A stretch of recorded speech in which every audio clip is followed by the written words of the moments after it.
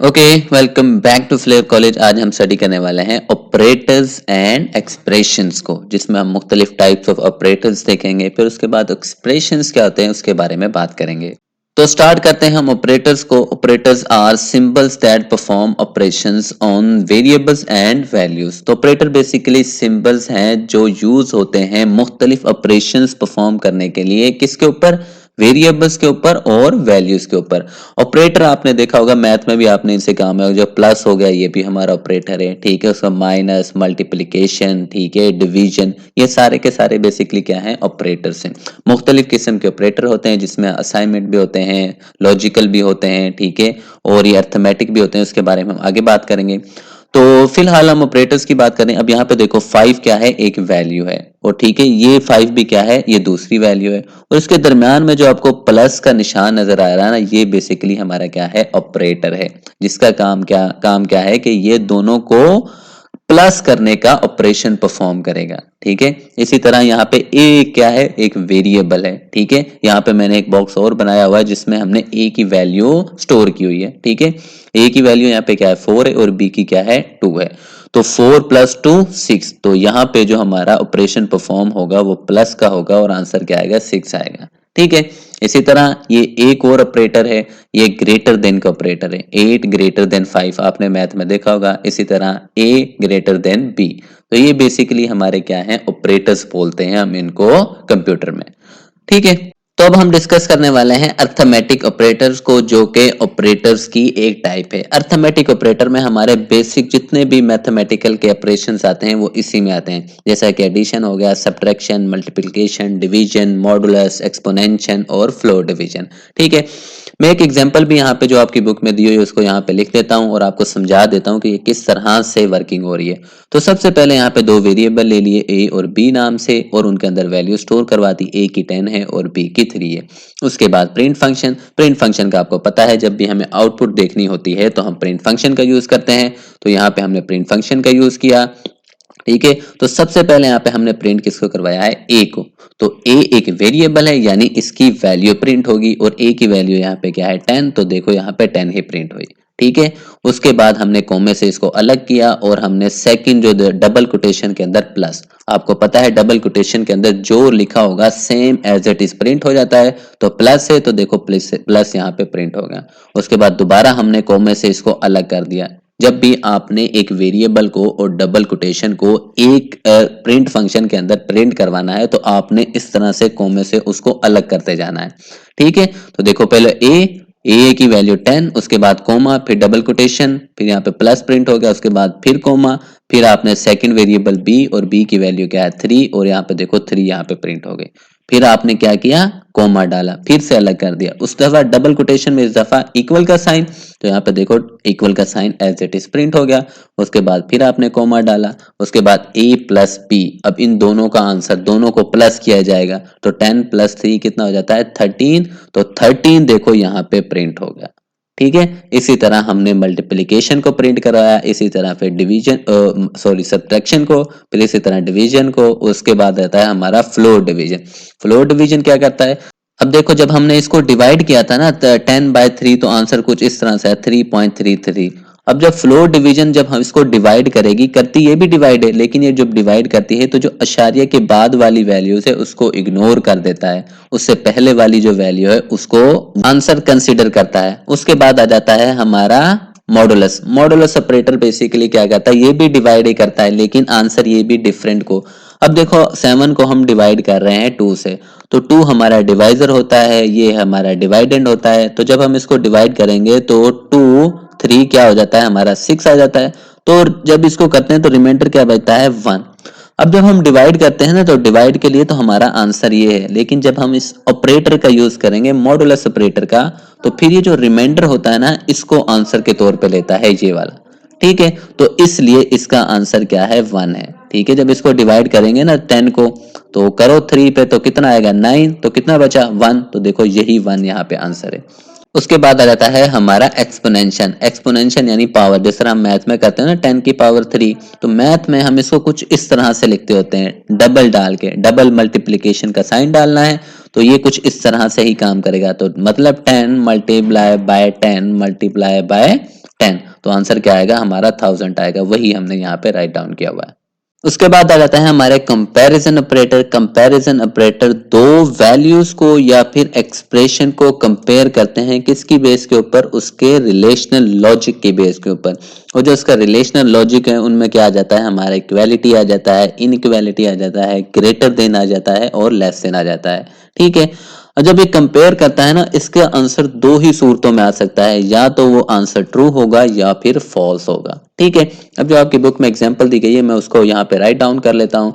तो सबसे पहले यहाँ पे दो वेरिएबल डिक्लेयर गए एक्स और वाई, और उनको वैल्यू असाइन कर दी गई है। ठीक है, अब ये बिल्कुल इसी तरह है, एक्स इज इक्वल टू 10 आप इस तरह कर लो, ठीक है, और y इज इक्वल टू 5, और या फिर इस तरह कर लो। आपकी बुक में इस तरह से लिखा हुआ है, बेसिकली आपके बुक वाले आपको समझाना चाह रहे हैं कि आप मुख्तलिफ तरीकों से वैल्यू को और वेरिएबल को डिक्लेयर और असाइन कर सकते हो। ठीक है, अब आप इस तरह कर लो तब भी ओके है, आप इस तरह कर लो तब भी होते। इसका मतलब क्या है कि भाई x की वैल्यू यहाँ पे 10 है और y की वैल्यू यहाँ पे क्या है 5 है। ठीक है, फिर वही सबसे पहले प्रिंट फंक्शन, तो प्रिंट फंक्शन क्या करेगा, आउटपुट दिखाने के लिए सबसे पहले x, तो x की वैल्यू क्या है 10, तो देखो यहाँ पे 10 प्रिंट हो गई। उसके बाद ग्रेटर का साइन एज इट इज आ गया, फिर उसके बाद y की वैल्यू यहाँ पे देखो 5 है, जो 5 प्रिंट हो गई। फिर इक्वल का साइन एज इट इज आ गया, फिर उसके बाद इनको कंपेयर किया जाएगा, x की वैल्यू क्या है 10 और y की 5, तो 10 ग्रेटर देन 5 है, हाँ जी, आंसर क्या है ट्रू। तो देखो यहाँ पे आंसर ट्रू ही मिला हमें। ठीक है, हमने बात की थी ना भाई, या तो ट्रू आंसर होगा या फिर फॉल्स होगा। तो देखो 10 बड़ा है 5 से, तो इस वजह से आंसर ट्रू। ठीक है, फिर उसके बाद सेकंड कंपेयर, 10 छोटा है 5 से, नहीं, तो आंसर क्या आया फॉल्स। फिर क्या 10 बराबर है 5 के, नहीं, तो फॉल्स। क्या इक्वल नहीं है, हाँ जी, इक्वल तो नहीं है 5 के, तो फिर ट्रू। क्या ग्रेटर देन या इक्वल है, ग्रेटर देन तो है, इक्वल नहीं है, तो इस सूरत में भी क्या होगा ट्रू होगा, क्योंकि एक तो ठीक है ना। उसके बाद क्या लेस देन इक्वल है, ना तो लेस देन है ना इक्वल है, तो इस वजह से क्या हो गया, ये फॉल्स हो गया। ठीक है, उसके बाद आ जाते हैं हमारे असाइनमेंट ऑपरेटर। असाइनमेंट ऑपरेटर को हम बहुत दफा पढ़ चुके हैं, अगर हर दफा हम कर रहे हैं a इज इक्वल टू 10। अब ये जो हमारा इक्वल का साइन है ये होता है असाइनमेंट ऑपरेटर। ये क्या करता है, जो भी राइट साइड पर वैल्यू है उसको स्टोर करवा देता है, उसको असाइन कर देता है लेफ्ट साइड वाले वेरिएबल में। कंप्यूटर में अगर आपने इक्वल का साइन लगाना है तो आपको 2 दफा इक्वल का साइन लिखना पड़ेगा। इसका मतलब है कि अब आप कंपैरिजन कर रहे हो, a बराबर है 10 के, लेकिन अगर आप सिंगल लगाओगे इसका मतलब आप असाइन कर रहे हो। ठीक है, ये तो हो गया सिंगल असाइन। अब कंपाउंड असाइनमेंट ऑपरेटर भी होते हैं, जिसमें आप क्या करते हो, इक्वल के साथ कोई अर्थमेटिक ऑपरेटर लगा देते हो। ठीक है, उसको हम बोलते हैं कंपाउंड असाइनमेंट ऑपरेटर, जैसा कि plus equal, minus equal, multiply equal, ठीक है, और डिवीजन इक्वल। ठीक है, अब इनके भी एग्जांपल जो आपकी बुक में दी गई है हम उनको देख लेते हैं। मैं सारा कुछ अरेज कर देता हूं। तो यहाँ पे देखो a को वैल्यू असाइन कर दी गई है 10 और b को कर दी गई है 5। उसके बाद असाइनमेंट ऑपरेटर, ठीक है, सबसे पहले बात हो रही है असाइनमेंट ऑपरेटर जो सिंपल है। असाइनमेंट, ठीक है, उसको क्या असाइन कर दिया गया, a की वैल्यू। तो a में इस वक्त क्या है, देखो यहाँ पे 10 है, उसके बाद वो क्या कर रहा, प्रिंट करवा रहा। अब ये जो आपको सेमीकोलन नजर आ रहा है ना, जब एक लाइन में या दो से ज्यादा स्टेटमेंट लिखते हो तो आपको इसके साथ अलग करना पड़ता है। ठीक है, अगर आप इस प्रिंट को आप नेक्स्ट लाइन में यहां पर लिखोगे ना तो फिर इसकी जरूरत नहीं होगी। ठीक है, आपकी बुक में इस तरह लिखा हुआ है, बेसिकली आपके बुक वाले समझाना चाह रहे हैं कि भाई आप एक लाइन में मल्टीपल स्टेटमेंट के लिख सकते हो। एक स्टेटमेंट ये हो गई और दूसरी ये वाली हो गई। तो सबसे पहले प्रिंट, जो भी डबल कोटेशन में मैंने बताया एज इट इज प्रिंट हो जाएगा। तो देखो assignment equal as it is print हो गया। फिर असाइनमेंट, असाइनमेंट यहाँ पे देखो क्या है, एक वेरिएबल है और इसके अंदर क्या स्टोर करवा दी गई है, ए की वैल्यू। तो फिर ए की वैल्यू क्या थी 10 और वो किसके अंदर है, असाइनमेंट के अंदर, तो वैल्यू देखो यहाँ पे 10 ही प्रिंट हुई। ठीक हो गया। उसके बाद देखो a प्लस उसके बाद b। ठीक है, अब इसका क्या मतलब है कि a की जो वैल्यू है, a की वैल्यू क्या है 10, वो तो 7 है, उसके बाद ऐड कर दी गई है b की वैल्यू, और b की वैल्यू यहाँ पे क्या है 5। तो 10 प्लस 5 कितने हो गए 15। तो देखो आंसर भी यहाँ पे क्या आया 15 हो गया। आप इसको इस तरह भी लिख सकते हो, a is equal to A plus B. इसका मतलब भी क्या है, a की वैल्यू 10 है, ठीक है, और b की क्या है 5 है, दोनों ऐड होंगी 15 होगी, फिर a के अंदर स्टोर हो जाएंगी। आप इस तरह करना चाहो तो ये भी ओके है, आप इस तरह करना चाहो तो ये भी ओके है, दोनों सेम ही चीज है। ठीक है, उसके बाद आपका आ जाता है a minus is equal b। अब ए की वैल्यू क्या है, देखो ए की वैल्यू यहाँ पे अपडेट कर दी गई है, वो है 15। ठीक है, अब 15 और बी की वैल्यू यहाँ पे क्या है 5, तो 15 में से जब आप 5 को माइनस करोगे तो आंसर क्या आएगा आपका 10। ठीक है, यहाँ पे हम प्रिंट करवा रहे हैं, यहाँ पे मैं आपको समझा रहा हूँ कि ऑपरेटर किस तरह से काम कर रहे हैं। उसके बाद मल्टीप्लीकेशन, अब ए की वैल्यू देखो अपडेट की कर दी गई है, वो क्या है 10 है। ठीक है, तो 10 मल्टीप्लाई बाय बी, बी की वैल्यू क्या है यहाँ पे 5 है, तो 10 मल्टीप्लाई बाय 5 कितना हो जाएगा हमारा 50। ठीक है, उसके बाद डिवीजन, इसी तरह डिवीजन की गई है। ठीक है, तो 5 को जब 5 से डिवाइड करेंगे 50 को तो हमारा 10 आंसर आएगा। उसके बाद फ्लोर है, ठीक है, फ्लोर को मैंने बताया हुआ इशारा से पहले वाली वैल्यू को प्रिंट करवाता है, तो 2।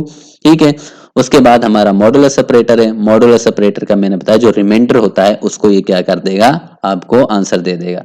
फिर उसी तरह एक्सपोनेंशियल है यानी पावर में जो होती है उसको हम आंसर दे देंगे। ठीक है, उसके बाद आ जाते हैं हमारे logical operator. Logical operator are use to combine multiple conditions और एक्सप्रेशन इन ए प्रोग्राम। कहाँ पे यूज होते हैं, जहाँ पे मल्टीपल कंडीशंस हो। एक्सप्रेशन की अभी हमने बात नहीं की, नेक्स्ट जो हमारी स्लाइड होगी वो एक्सप्रेशन के बारे में होगी। फॉर एग्जाम्पल एक वैकेंसी आती है जॉब की, उसके लिए एक कंडीशन रख दी जाती है कि भाई एज क्या होनी चाहिए, ग्रेटर देन 18 होनी चाहिए एंड लेस देन 30 होनी चाहिए। तो अब यहाँ पे देखो एक कंडीशन ये है और एक कंडीशन ये है, इन दोनों को कंबाइन करके हमें क्या चाहिए, रिजल्ट चाहिए, यानी ग्रेटर देन 18 हो चाहिए और लेस देन 30 होना चाहिए, वही कैंडिडेट क्या होगा, एलिजिबल होगा। तो इस सूरत में जब हमें इस तरह से रिजल्ट कैलकुलेट करना हो तो तब हम यूज करते हैं लॉजिकल ऑपरेटर का। ठीक है, अब जो मोस्ट कॉमन लॉजिकल ऑपरेटर है उनमें सबसे पहले एंड है हमारा, फिर और है और फिर नॉट है। अब इनकी वर्किंग को समझते हैं तो आपकी बुक में जो एग्जांपल दी गई है, अब दो वेरिएबल हैं एक्स और वाई, एक्स के अंदर रखवा दिया गया है ट्रू और वाई के अंदर रखवा दिया गया है हमने फॉल्स। ठीक है, बुलियन वैल्यूज रखवा दी गई हैं। तो सबसे पहले हम एंड की बात करते हैं। एंड बेसिकली क्या होता है, अगर हम इसको रियल लाइफ एग्जांपल की मदद से समझें तो अब ये एक बल्ब है और ये बैटरी है, यहाँ से करंट ने पास करना है। अब इस बल्ब को ऑन होने के लिए अगर मैं ये दो स्विच है मान लो, अगर मैं इस स्विच को कनेक्ट कर देता हूं तो क्या ये बल्ब ऑन हो जाएगा, नहीं, करंट यहां तक तो पास हो जाएगा लेकिन ये जो स्विच है इसका भी जुड़ना लाजमी है। लेकिन अगर मैं इसको भी कनेक्ट कर दूं तो फिर क्या ये बल्ब ऑन हो जाएगा, हाँ जी, फिर ये बल्ब ऑन हो जाएगा। यानी कि इस बल्ब को ऑन होने के लिए दोनों स्विच का जुड़ना लाजमी है, दोनों का कनेक्ट होना लाजमी है। ठीक है, तो ये होता है हमारा एंड ऑपरेटर। अगर आपको ट्रू आंसर चाहिए तो फिर दोनों कंडीशंस का ट्रू होना लाजमी है। और उसके बाद हम और की बात करें, दूसरे नंबर पे और है, और की अगर हम बात करें तो इसमें देखो करंट एक इस वायर के साथ जाएगा, एक इस वायर से जाएगा। अगर मैं एक को कनेक्ट कर दूं तो क्या करंट पास हो जाएगा, बल्ब ऑन हो जाएगा, हाँ जी बल्ब ऑन हो जाएगा। इसका होना लाजमी नहीं है, हो जाएगा है तो ओके, अगर नहीं होता तो करंट इसके जरिए पास होकर बल्ब को ऑन कर देगा।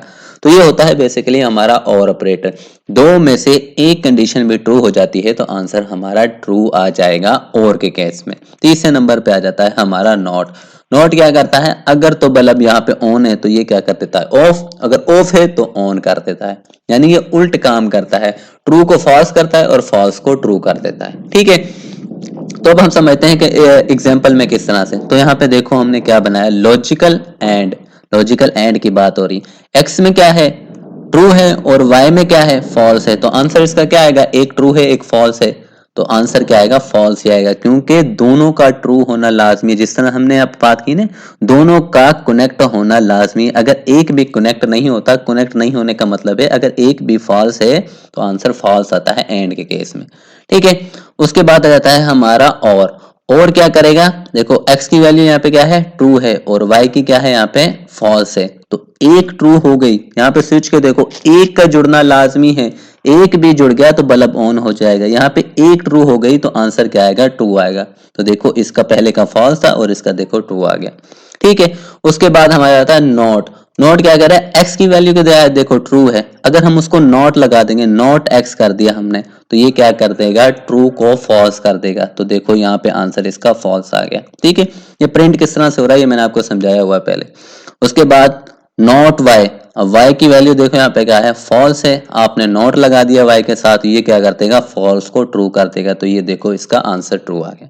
ठीक है, तो तो अब बात करते हैं हम एक्सप्रेशन की। An expression is a combination of variables, operators and values that produce a result. ठीक है, किसका कॉम्बिनेशन है? जिसमें वेरिएबल्स हों, ऑपरेटर्स हों और वैल्यूज हों, वो तीनों मिलके क्या एक रिजल्ट जनरेट करें, तो वो हमारा क्या कहलाता है? एक एक्सप्रेशन कहलाता है।